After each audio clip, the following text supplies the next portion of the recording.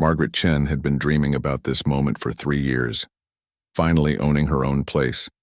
No more noisy apartment neighbors, no more landlords who took weeks to fix a leaky faucet, just her own little cottage with a front porch and a backyard where she could plant tomatoes. The house at the end of Willow Lane wasn't fancy. It was small, painted a soft yellow with white shutters that needed a fresh coat of paint. But it was hers. She signed the papers on a Tuesday morning and got the keys that same afternoon. By evening, she was already sweeping the front porch, imagining where she'd put her grandmother's old rocking chair. Meadowbrook Hills seemed like the perfect neighborhood, the kind of place where people actually waved at each other, where kids rode bikes down the sidewalk and someone always seemed to be walking a golden retriever. Margaret had driven through the area a dozen times before making an offer on the house. Every time she felt that same warm feeling in her chest. This was it. Home. Her first week was everything she hoped it would be. The neighbor to her left, an elderly woman named Mrs. Patterson, brought over a casserole and told her stories about the neighborhood for nearly an hour. The family across the street had twin boys who offered to help her carry boxes for $5 each. She paid them $10 and they acted like they'd won the lottery. Margaret spent her evenings unpacking slowly, carefully finding a place for everything. Her books went on the shelves in the living room, organized by author like she did at work. She was a librarian at the downtown branch, a job she'd held for 12 years. Some people thought it was boring, but Margaret loved the quiet rhythm of it. Helping people find the right book, organizing the returns, running story time for the kids on Saturday mornings. By Friday, she felt settled enough to add some personal touches outside. She'd brought 3 garden gnomes from her old apartment. They were silly little things, but her late grandmother had collected them. One wore a tiny fishing hat, another held a miniature shovel, and the third was reading a book. That one was her favorite. She arranged them carefully on her front porch, next to a pot of geraniums she'd picked up at the hardware store. Saturday morning started beautifully. Margaret made coffee and sat on her porch in her grandmother's rocking chair, watching the neighborhood wake up. A jogger passed by and waved. A guy washing his car down the street gave her a friendly nod. She was just thinking about making a second cup when she noticed him. A tall man in pressed khaki pants and a polo shirt was walking up her driveway with purpose. He had the kind of stride that said he was used to being in charge. His hair was gelled back, and he was carrying a clipboard. Even from a distance, Margaret could see he wasn't smiling. "Good morning," Margaret called out pleasantly, setting down her coffee cup. The man didn't return the greeting. He stopped at the bottom of her porch steps and looked at her gnomes like they were piles of garbage. "Are you the new owner?" he asked. "Yes, I'm Margaret. I just moved in this week. Brad Thompson, HOA board member." He tapped his clipboard with a pen. "We need to talk about these." He pointed at her gnomes. Margaret looked at them, confused. "My garden gnomes?" "They're in violation of community standards," Brad said flatly. Section 7, Paragraph 3 of the HOA bylaws. Lawn ornaments must maintain appropriate aesthetic standards and cannot exceed 12 inches in height or create visual clutter. Margaret blinked. The gnomes were maybe 8 inches tall, and there were only 3 of them. "I'm sorry, I didn't realize there were rules about decorations," she said, keeping her voice friendly. "Could I see a copy of the bylaws? I don't think I got them when I closed on the house." Brad pulled a paper from his clipboard and held it out without stepping closer. Margaret had to come down the steps to reach it. "You should have received this from your realtor," he said. "But ignorance of the rules isn't an excuse. I'll need these removed by Monday." Margaret scanned the paper. The print was tiny and there were dozens of rules. No trash bins visible from the street. No cars parked on lawns. Grass must be maintained between 2 and 3 inches. The list went on and on. "These were my grandmother's," Margaret said quietly. "They mean a lot to me." Brad shrugged. "Then keep them inside." "Look, I don't make the rules. I just enforce them. We have standards here in Meadowbrook Hills. It's what keeps property values high." He turned to leave, then paused. "Oh, and your mailbox is about 2 inches too far forward from the curb line. You'll need to adjust that too." Margaret watched him walk away, her cheerful Saturday morning suddenly feeling a lot heavier. She looked at her gnomes, sitting innocently on the porch. Mrs. Patterson was watching from her window next door. When she caught Margaret's eye, she shook her head sympathetically. That evening, Margaret carefully moved her gnomes inside. She put them on the bookshelf next to a photo of her grandmother. It seemed silly to let it bother her, but there was something about Brad's tone. The way he'd talk to her like she was already a problem to be solved. Still, Margaret wasn't one to make waves. She'd always believed that kindness and patience could smooth over most conflicts. Maybe Brad was just having a bad day. Maybe once he got to know her, things would be different. She had no way of knowing that this was only the beginning, that Brad Thompson had already decided she was going to be his next project, and that the quiet, polite librarian he'd just dismissed would turn out to be someone very different from what he imagined. Margaret thought the gnome incident would be the end of it. She'd followed the rules, moved them inside, and even adjusted her mailbox exactly 2 inches back. Problem solved, right? Wrong. 2 weeks later, she found another notice tucked into her door. This time it was about her car. According to Brad, she'd parked at an improper angle in her own driveway. Margaret stood there reading the violation notice 3 times, trying to understand what he meant. Her car was in her driveway. Fully in her driveway. Not sticking out, not blocking anything. She called the HOA office number listed on the notice. A tired-sounding woman named Helen answered. "Oh, honey." Helen sighed when Margaret explained. "Let me guess. Brad Thompson wrote you up?" "Yes, how? Did you know?" "Because you're the 3rd call I've gotten this month. Look, technically the bylaws say vehicles should be parked parallel to the house, but nobody enforces that. Nobody except Brad." Margaret adjusted her parking anyway. She wasn't trying to cause trouble. She just wanted to live peacefully in her new home. But Brad wasn't done, not even close. The next violation came on a Thursday morning. Margaret was getting ready for work when she noticed the bright orange notice on her trash bin. Apparently, she'd put her bins out 13 minutes past the allowed time of 7 p.m. Brad had noted the exact timestamp, 7:13 p.m. "You've got to be kidding me," Margaret muttered. But she wasn't angry, just confused. Why was he doing this? At work that day, she mentioned it to her coworker Rita during lunch break. "Wait, you live in Meadowbrook Hills?" Rita asked. "My cousin lived there for about a year. She said there was this HOA guy who made everyone's life miserable. Tall guy, always carrying a clipboard." Margaret nodded. "That's him. My cousin ended up selling her house just to get away from the harassment. She said he targeted anyone he thought wouldn't fight back. That stung a little. Was that what Brad thought? That she wouldn't fight back?" Margaret went home that evening and did something she hadn't done in months. She went to the dojo. The Warriors. Path Martial Arts Studio was tucked in a strip mall 20 minutes from her house. She'd been training there for almost 20 years, ever since college. Master Kimura, a 70-year-old man who moved like he was 40, greeted her with a bow. "Margaret, we've missed you. Too busy with the new house?" "Something like that." She smiled. For the next 2 hours, she lost herself in training.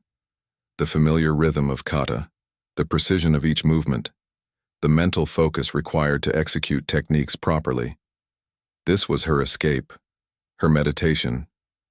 Here, everything made sense. Every action had a purpose. Every movement had meaning. When she bowed out at the end of class, Master Kimura called her over. "You seem troubled," he said. Margaret found herself telling him everything.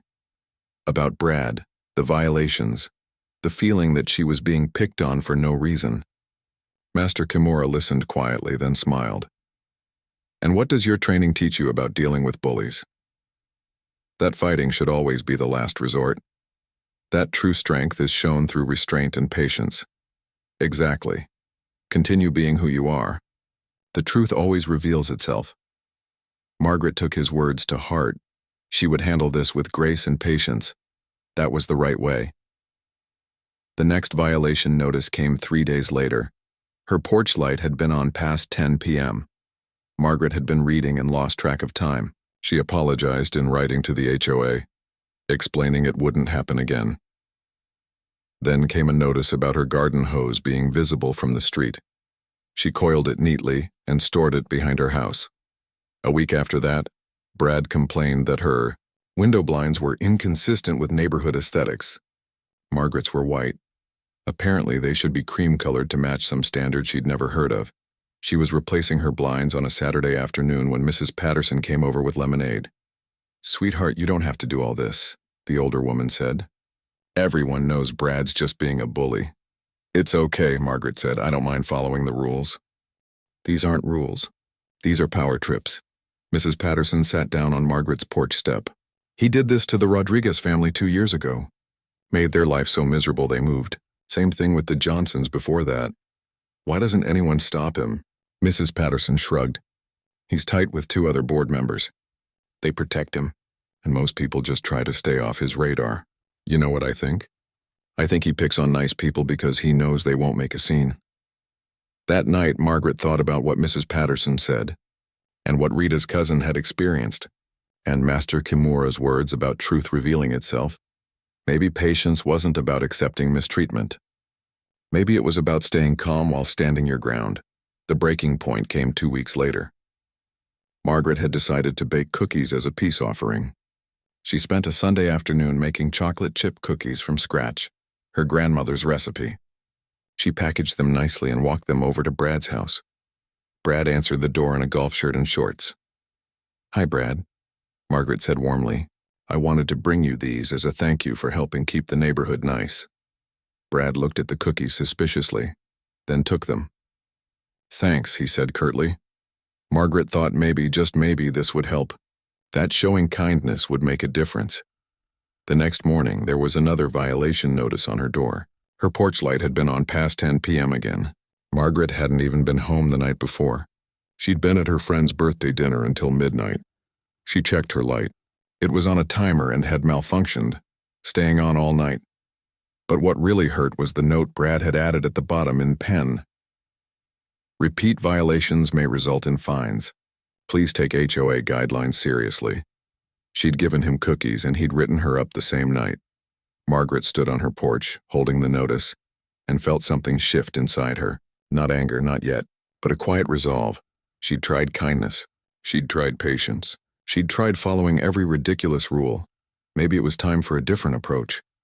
The Meadowbrook Hills annual summer barbecue was supposed to be the highlight of the year. Every August, the neighborhood gathered at the community pavilion for burgers, games, and a chance to actually talk to people they usually just waved at from their cars. Margaret almost didn't go. After months of Brad's harassment, she wasn't feeling particularly social, but Mrs. Patterson insisted, practically dragging her along. "You can't let that man keep you locked in your house," she said. "Besides, I need help carrying my potato salad." So Margaret baked an apple pie that morning, her mother's recipe this time. If nothing else, she'd contribute something to the potluck and maybe chat with some of the neighbors she hadn't met yet. The pavilion was already crowded when they arrived. Kids were running around playing tag. Someone had set up a volleyball net.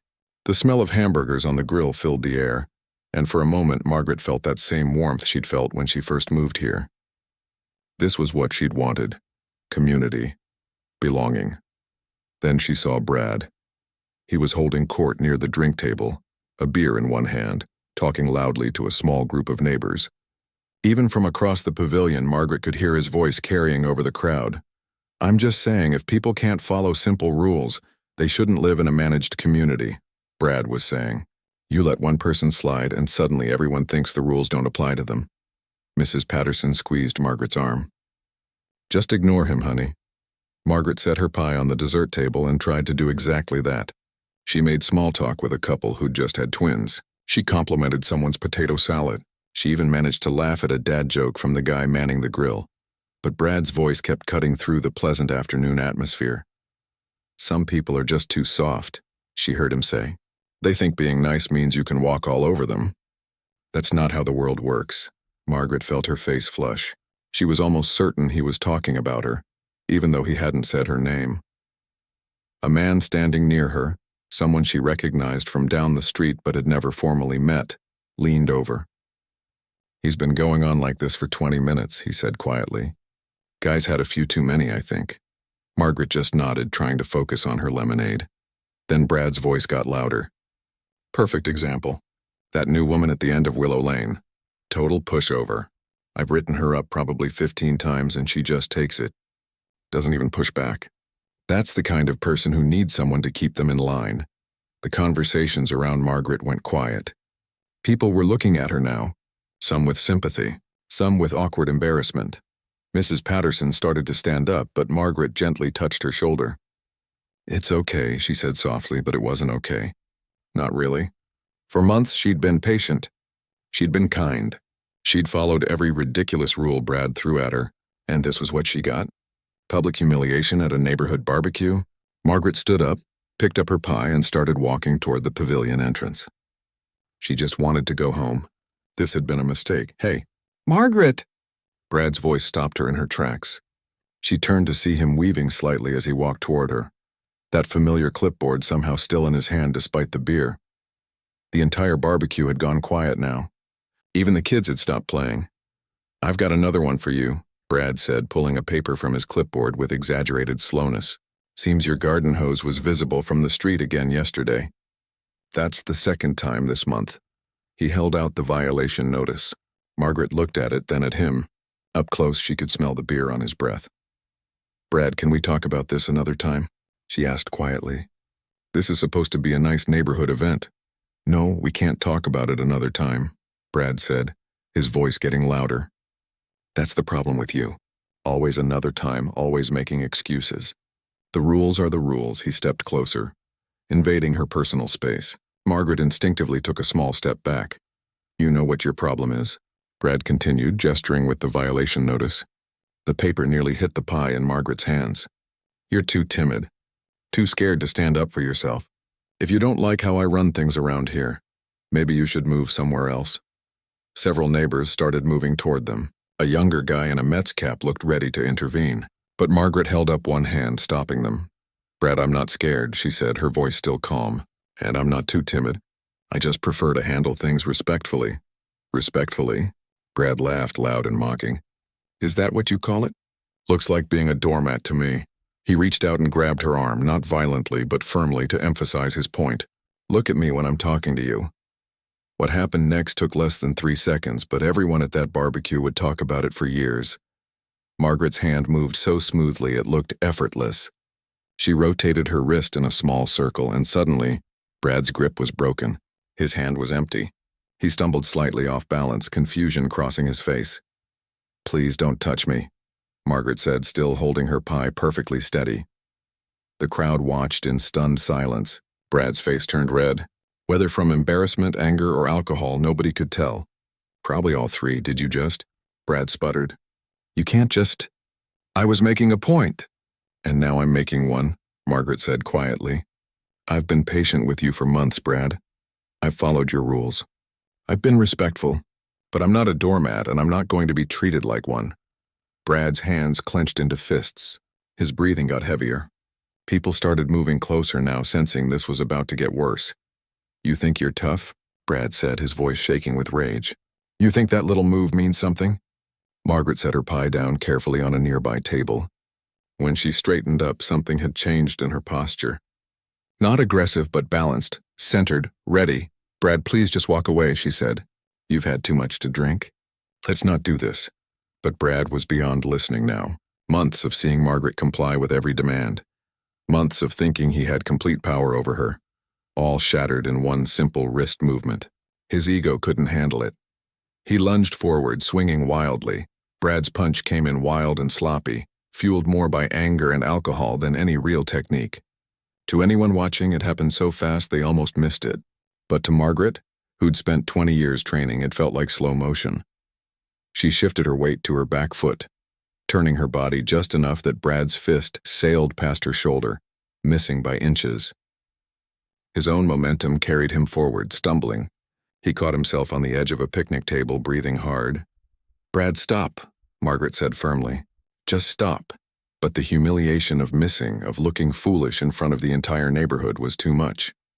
Brad pushed off the table and came at her again, this time trying to grab her with both hands. Margaret didn't want to do this. Every instinct from her training told her to avoid conflict when possible. But Brad wasn't giving her a choice. As his hands reached for her, she executed a move she'd practiced thousands of times. A simple block redirecting his arms outward. Then, using his own forward momentum against him, she stepped to the side and swept his front leg. Brad hit the grass with a heavy thud, flat on his back. The air rushed out of his lungs with an audible whoosh. The entire pavilion erupted in gasps and shocked murmurs. Margaret immediately knelt beside him, her training kicking in. "Are you hurt? Can you breathe?" Brad lay there staring up at the sky, looking more shocked than injured. His mouth opened and closed like a fish out of water as he tried to catch his breath. "Someone get him some water," Margaret called out. The man in the Mets cap was already moving, grabbing a bottle. Mrs. Patterson appeared at Margaret's side, her eyes wide. After a moment, Brad managed to suck in a breath, then another. He rolled onto his side, coughing. "What? How did you?" he wheezed. Before Margaret could answer, a voice cut through the crowd. "I'll be damned." That was textbook. An older man pushed through the gathering crowd. Margaret recognized him from 3 houses down, though they'd never spoken. He was maybe 60, with gray hair cut military short and the kind of posture that said he'd been in uniform at some point. "Where'd you train, ma'am?" he asked, his eyes sharp with recognition. Margaret felt her face flush. "Tokyo originally. And here in town at Master Kimura's dojo." The man let out a low whistle. "Kimura? He doesn't give out black belts to just anyone." "How long you been training?" "About 20 years, Margaret said quietly. The crowd's murmuring got louder. Someone pulled out their phone and started typing. Within seconds, that person gasped. "Oh my God," a woman said, staring at her screen. "Margaret Chen, you won the national championships twice. And you teach self-defense classes at the community center downtown." Margaret wanted to disappear.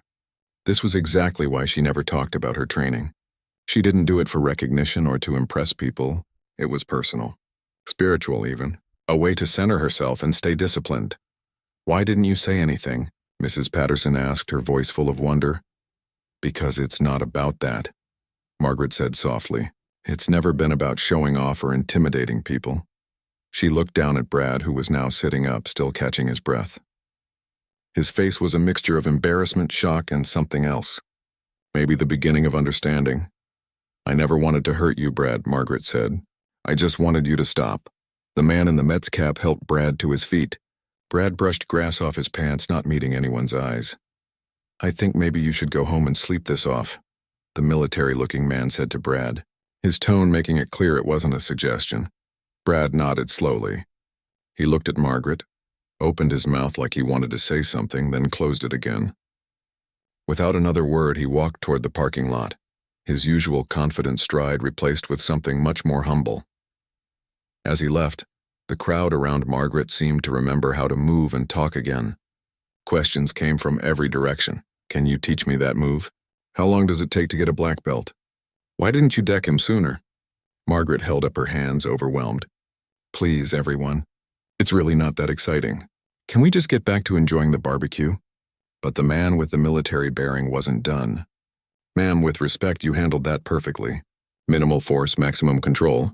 You gave him every chance to walk away. That's what real training looks like." Mrs. Patterson squeezed Margaret's shoulder. "Honey, you've been letting him push you around for months. Why didn't you tell him from the start?" Margaret took a deep breath. "Because having the ability to defend yourself doesn't mean you should use it at the first opportunity. My sensei always taught us that the best fight is the one you avoid. I tried every other way first. I was hoping Brad would just stop on his own, that kindness would work. And when it didn't," someone asked. "Then you set a boundary," Margaret said simply, "but you do it with control, with respect, even when the other person isn't showing you any." A woman Margaret had never met before stepped forward. She had a black eye that looked a few days old, partially covered with makeup. "Do you really teach self-defense classes?" she asked quietly. Margaret nodded. "Every Tuesday and Thursday evening, at the community center on 5th Street. Could I come? I mean, would that be okay?" "Of course," Margaret said warmly. "Anyone can come. That's what it's there for." More women started asking questions, a few men too. By the time the conversation wound down, Margaret had given out her phone number to at least a dozen people interested in her classes. The military man introduced himself as Robert Chen, no relation, retired Marine. You know, this neighborhood could use a class right here. Bet the HOA would approve use of the pavilion. For liability reasons and all. Margaret laughed at the irony. After today, I'm not sure the HOA wants anything to do with me. Oh, I wouldn't be so sure about that, Robert said with a knowing smile. Brad's not as popular with the board as he thinks he is. This little incident, it might be exactly what some folks have been waiting for. As the barbecue slowly got back to normal, Margaret finally retrieved her pie from where she'd set it down. Miraculously, it was still intact. She cut slices for anyone who wanted some, and people kept coming up to thank her. Not for the confrontation, but for showing them that you could be both kind and strong. That patience wasn't weakness. That respect was something you could demand without raising your voice or your fists. The sun was setting when Margaret finally walked home with Mrs. Patterson. Her hands were shaking slightly now that the adrenaline was wearing off. You okay, sweetie? Mrs. Patterson asked. Margaret nodded. I just wish it hadn't come to that. I know. But maybe Brad needed to learn that lesson, and maybe the rest of us needed to see it. That night, Margaret couldn't sleep. She kept replaying the moment in her head, wondering if she could have handled it differently. But deep down, she knew she'd done everything right. She'd been patient. She'd been kind. She'd given Brad every possible chance. Sometimes, no matter how hard you try to avoid it, you have to stand your ground. And when you do, it's good to know how. The week after the barbecue felt strange. Margaret kept expecting another violation notice to show up on her door, but none came. In fact, she didn't see Brad at all. His house stayed quiet. His car barely moved from the driveway. The neighborhood, however, was buzzing. Mrs. Patterson reported that at least 5 families had called the HOA office to file formal complaints about Brad's behavior. The video someone took at the barbecue had been shared privately among residents, and suddenly everyone had a Brad Thompson horror story to tell. On Tuesday evening, Margaret went to teach her regular self-defense class at the community center downtown. She expected the usual 8 or 9 women who came every week. Instead, she found 23 people waiting, including several faces from Meadowbrook Hills. The woman with the black eye was there, sitting quietly in the back. So was the mom with the twin boys. Even Robert, the retired Marine, had shown up. Word travels fast, he said with a grin. Margaret taught that class the same way she always did. Patiently, carefully, emphasizing that self-defense was about awareness, boundaries and confidence more than fancy moves. She showed them simple techniques that actually worked in real situations, and most importantly, she taught them that walking away was always the first choice. Having these skills doesn't make you invincible, she told the class. It just gives you options, and hopefully, you'll never need to use them.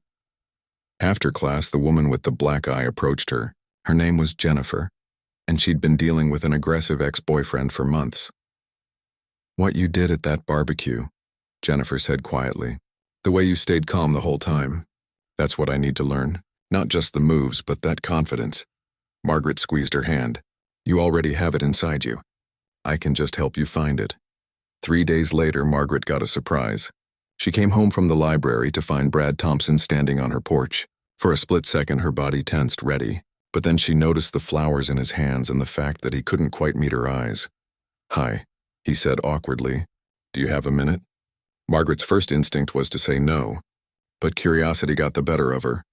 She unlocked her door and gestured to the porch chairs. Sure. Brad sat down like the chair might collapse under him. He set the flowers on the small table between them. I wanted to apologize, he started.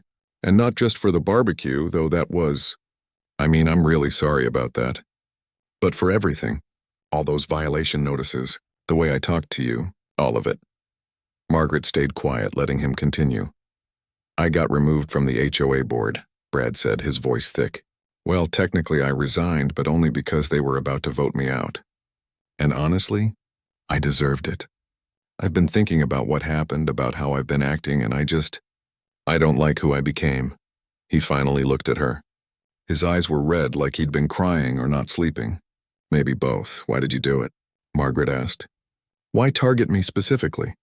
Brad was quiet for a long moment. Because you were nice. Because you didn't fight back. It made me feel powerful, I guess. And I like that feeling because most of my life I don't feel powerful at all. My real estate business is struggling. My ex-wife got remarried last year. My kids barely call me Being HOA enforcer was the one place where I felt like I mattered. Margaret felt an unexpected wave of sympathy. She didn't excuse what he'd done, but she understood a little better. Being kin. "I know that now," Brad said. "Believe me, I know. Look, I don't expect you to forgive me. I wouldn't forgive me. But I want to do better. I need to do better." He pulled out a folded piece of paper from his pocket. "I wrote formal apologies to every family I harassed. 16 letters. The HOA is reviewing all my past violations to see which ones were legitimate and which ones were just me being a jerk. And I've been looking into anger management programs." Margaret took the letter he offered. It was handwritten, several pages long, detailing every violation he'd given her and apologizing for each one. "There's one more thing," Brad said, standing up. "That retired Marine guy, Robert? He told me about your martial arts training, about your teacher, Master Kimura. I looked him up. His dojo has beginner classes on Monday nights. You're thinking about taking classes?" Margaret asked, surprised. "I called him yesterday, told him everything that happened. You know what he said? He said maybe I should come learn what real discipline looks like. So I'm starting Monday." Brad laughed nervously. "I'll probably be terrible at it." "Everyone's terrible at first," Margaret said with a small smile. "That's part of the process." Brad nodded, turning to leave. Then he stopped. "For what it's worth, you had every right to hit me a lot harder than you did. The fact that you didn't, that you showed restraint even when I didn't deserve it, that taught me more than any punch would have." After he left, Margaret sat on her porch with his letter and the flowers, feeling oddly hopeful. Change was possible. Not easy, but possible. The next HOA board meeting was standing room only. Margaret didn't even plan to go, but Mrs. Patterson insisted. When they arrived, Margaret was shocked to see people she'd never met before, all there to support a motion to reform the HOA bylaws. Robert stood up and proposed that Margaret lead a monthly self-defense workshop at the community pavilion, free for all residents. The vote was unanimous. Over the following months, Meadowbrook Hills transformed. The ridiculous violations stopped. The atmosphere became friendlier. People actually talked to each other instead of just worrying about breaking rules. Margaret's Saturday morning classes at the pavilion became the neighborhood's favorite event. She taught everyone from kids to seniors, always emphasizing respect, discipline, and confidence. And every class she'd see Brad in the back row working hard, slowly learning what it meant to be truly strong. One Saturday after class, a new family approached Margaret. They'd just moved to Meadowbrook Hills and heard about the community from friends. "We heard there was this amazing neighborhood with the friendliest people," the wife said, "and something about a librarian who teaches karate." It sounded too good to be true. Margaret laughed. "It's not karate, it's several different styles. But yes, welcome to the neighborhood." As the family walked away excitedly chatting with other residents, Mrs. Patterson sidled up next to Margaret. "You know what's funny?" the older woman said. "Brad actually did you a favor.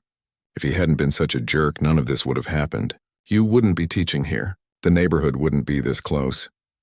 Margaret thought about that. Maybe. Or maybe it would have happened eventually, just differently. Good things have a way of finding their path. That evening, Margaret sat on her porch in her grandmother's rocking chair, watching the sunset. Her 3 garden gnomes were back on the porch where they belonged. Nobody had complained. Nobody would. Her phone buzzed with a text from Jennifer, the woman from her class. She'd just successfully gotten a restraining order against her ex. She included a photo of herself smiling, finally looking free. Margaret smiled too. This was what it was all about. Not the confrontation, not the moment at the barbecue that everyone kept talking about, but this, helping people find their strength, creating a community where kindness and boundaries could coexist. She'd moved to Meadowbrook Hills looking for peace and quiet. What she'd found instead was something better. She'd found her purpose, and sometimes the journey to finding it required standing your ground. Brad walked past her house on his evening jog, a new habit he'd picked up. He waved. Margaret waved back. The neighborhood was finally what she'd hoped it would be, and all it took was one woman refusing to be pushed around while never forgetting to be kind. That was the real lesson. That was what she'd teach anyone who asked. Strength without compassion is just cruelty, but compassion without boundaries is just surrender. The trick was finding the balance, and Margaret had finally found hers.